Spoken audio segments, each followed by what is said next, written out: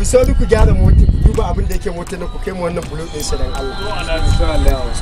Nanin ku lafiya na gajiya lafiya ya aiki da Allah ya taimaka Allah ya Allah akwai maganin da zamu dan yi da kai A can ina zuwa yanzu.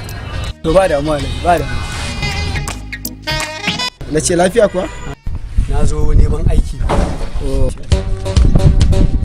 ya kaf wallahi ban samu aiki ba shine na wuce naga kuna aiki na ce bari zo ko Allah zai sa ni dace ko dan samu aikin bulo haka dan dinka samu wanda zan sa dai a baki na a takaice dai ka zo neman aiki ne tabbas na zo neman To tunda ka zo neman aiki na ga da kuzari a jikinka.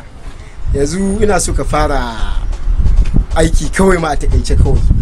Dan mu daga an zo aiki kawai ba wani jiran jira. Yanzu muna da siminti mota daya daidai Mr. Ali. An turo min da siminti trailer. Amma mota ta lalace a daidai Mr. Ali.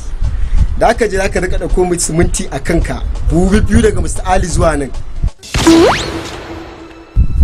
Sannan akwai tifar yashi a refe don mota ta lalace a refe kamar wulbaro 30 mu fara aiki da shi kaga kafin bakanikai su zo su gama gyara yashin da ka kawo aiki ya nisa ko